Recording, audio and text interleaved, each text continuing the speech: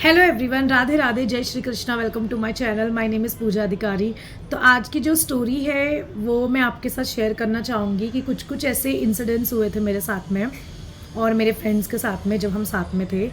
तो कुछ लोग जो थे वो लोग नहीं, मतलब एक आध जने ऐसे पीछे पड़ गए थे। तो उसकी जो कुछ कुछ स्टोरी है मैं आपके साथ शेयर करना चाहूँगी। तो बने रहिए मेरी स्टोरी के साथ में। आइए सुनते हैं।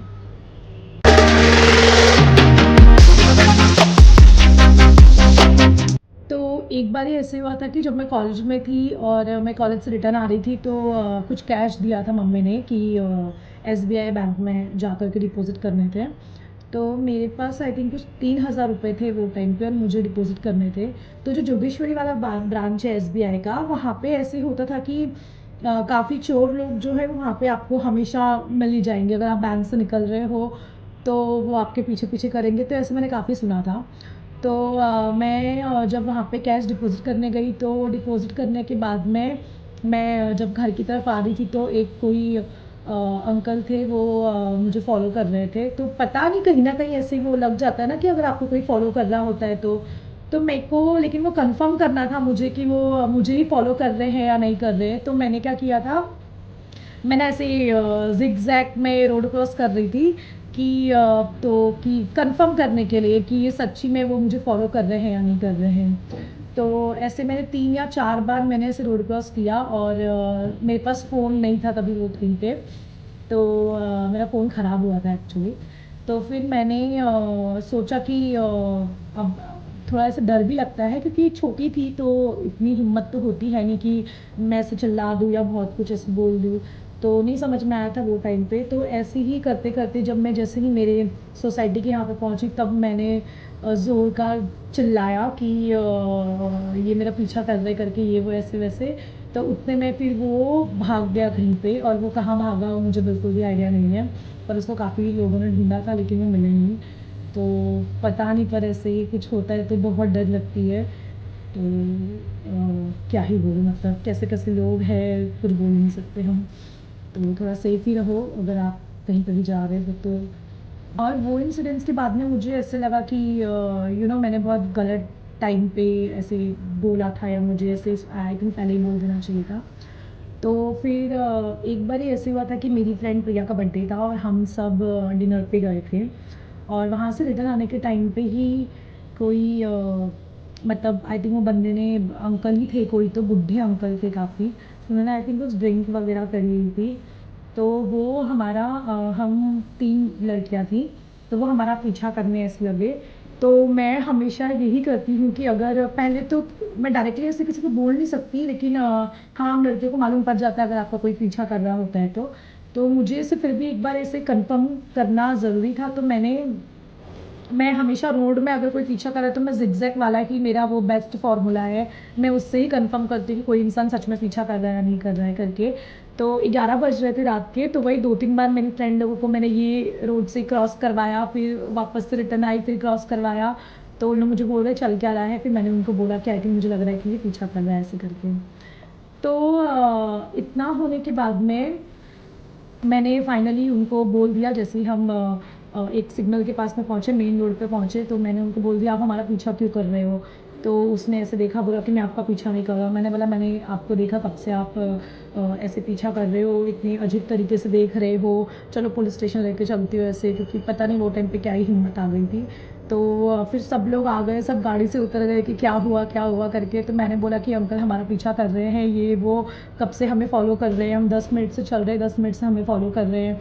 तो फिर 2-3 लोगों ने उसे पकड़ा और फिर आई थिंक वो पता नहीं क्या कुछ बोला वोला या जो भी है, वो वहाँ से ऐसे निकल गया था। तो पता नहीं, थोड़ा सा रिलीफ फील हुआ कि ठीक है, मतलब अगर ज़्यादा जने साथ में हैं तो आप बोल सकते हो। एक बार ऐसे हुआ था कि मैं मलाड में ऑफिस में काम करती थी जब भी। तो हम लोग का टाइमिंग था ऐसे कि 7 को हम निकल जाते थे और वहाँ से फिर मलाड स्टेशन तक हमें जाना होता था। तो वहाँ पे जैसे मैं, मेरी फ्रेंड वर्षा और अंजलि, हम तीनों ऑफिस से निकले। तो तब वहाँ पे आई थिंक वो जो अंकल थे जो हमें फॉलो कर रहे थे, वो आई थिंक मतलब उनकी एज देख कर के मैं ऐसे बोल सकती हूँ कि 70 प्लस, जैसा मुझे ऐसा लगा कि उनकी एज 70 के आसपास की होगी। उन्होंने अच्छे कपड़े पहने हुए थे, फॉर्मल में थे वो, बैग था उनके हाथ में, और वही हमने रोड क्रॉस किया तो तब से वो हमारे ऑफिस के बाहर से ही हमारा ऐसे पीछा करने लग गए थे वो। तो फिर हमने क्या किया, वो क्योंकि अंजलि तो ऐसे डर गई थी, वो ऐसे डर जाती है, तो वहाँ पे एक शॉप थी, हम लोग वहाँ चले गए। तो हमें लगा कि एक बार क्या पता, हो सकता है कि स्टेशन की तरफ ही जा रहे होंगे वो, हमें मिसअंडरस्टैंडिंग हो गई होगी।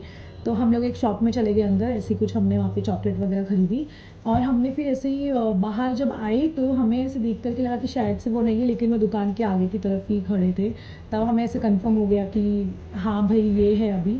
तो हम जैसे जैसे चल रहे थे स्टेशन आने के आई थिंक थोड़े टाइम पहले तक वो हमारे पीछे ही कर रहे थे। तो हम तीनों बात कर रहे कि अरे मैं बोलती हूँ, तो इन लोग बोलते नहीं नहीं नहीं, हमारा डेली का रास्ता है, नहीं बोलना है, ऐसे वैसे करके। फिर मैंने बोला ठीक है, अब बोल ही देती हूँ, अब क्या ही, अब जो होगा देखा जाएगा।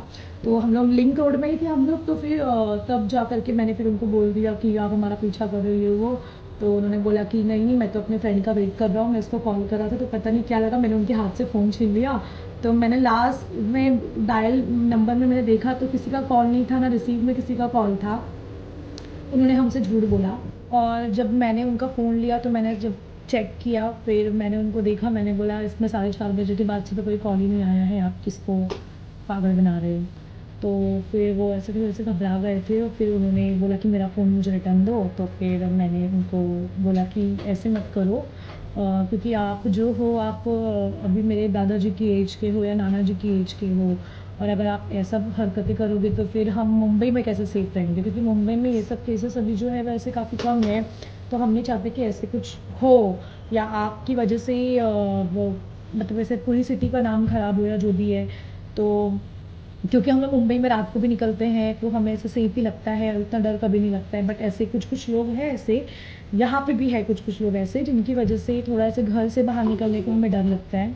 फिर काफ़ी लोग जमा हो गए थे, फिर उन्होंने मेरे हाथ से ऐसे फ़ोन लिया, और फिर उन्होंने सॉरी बोला, और वो वहाँ से फिर ऐसे चले गए। तो ठीक है, मतलब ऐसे बहुत सारे इंसिडेंट्स हुए हैं, कुछ मेरे साथ हुए हैं, कुछ आप लोग के साथ में भी हुए होंगे कभी ना कभी। तो पता नहीं, बहुत डर लगती है, आई नो वो बहुत गंदी वाली फीलिंग होती है। लेकिन अगर ज़्यादा जने हैं, तो अगर आपको लग रहा है कि ठीक है ये आपका ऐसे कुछ कर नहीं सकते हैं, या कुछ आपको हार्म नहीं पहुंचाएंगे, या पता नहीं जो भी आपके दिमाग में अगर आ रहा है, तो ठीक है आप बोल दो, ताकि अगर क्या पता आज आप बोल दो तो आगे कुछ लोग और ऐसे बच जाए। तो लेकिन हाँ, जहाँ पे आपको लग रहा है अगल बगल में कोई नहीं है और आप बोलोगे भी तो आप उतना फाइट बैक नहीं कर पाओगे। तो मुझे ऐसा लगता है कि वहाँ से आप निकल जाओ तो बेटर है। क्योंकि अगर हमें हमारे बारे में सोचना है तो हम अपनी सेफ्टी के बारे में पहले सोचेंगे। तो बी सेफ गर्ल्स, आप जहाँ पे भी जा रहे हो, या आप लेट आते हो घर पे, या जो भी, थोड़ा सा सेफ रहे अपने दोस्तों को या अपनी फैमिली को। आप जो भी अपडेट्स है वो देते रहे, लोकेशन भेजते रहे, क्योंकि कुछ भी हो सकता है आजकल की दुनिया में। तो लोग अच्छे लोग काफ़ी कम ही हैं, बाकी बुरे लोग तो भरे पड़े हुए हैं। ये थी मेरी स्टोरी, और मैं सिर्फ इतना बोलना चाहती हूँ सारी लड़कियों को कि सेफ रहे जहाँ पे भी आप जा रहे हो, और आप हर जगह आपका ध्यान होना ज़रूरी है। क्योंकि कभी कभी ऐसे होता है कि बहुत सारे लोग नोटिस नहीं करते हैं, अगर कोई पीछे भी आ रहा है तो हमें पता नहीं चलता है। तो थोड़ा, मैं ऐसे नहीं बोलूँगी देखते ही रहो, बट कहीं ना कहीं वो इंट्यूशन आ जाता है कि कुछ तो गलत होने वाला है, या कुछ तो ऐसे गलत है करके, जो भी है। तो थोड़ा सा सेफ रहे, हो सके तो खुद की केयर खुद करें, और अपने दोस्तों को अपडेट देते रहना अगर आप जब भी जा रहे हो, या कुछ ऐसे लेट आपको हो रहा है रिटर्न आने में, ठीक है, फैमिली वालों को अपडेट्स दे, फ्रेंड्स को लोकेशन भेज दे। तो थोड़ा सा जो भी अपनी सेफ्टी जो है वो आपको खुद करना पड़ेगा ऐसे। तो बस इतना ही बोलना था मुझे। सो बी सेफ गर्ल्स, और ये थी मेरी story. Thank you so much, Radhe Radhe, thank you.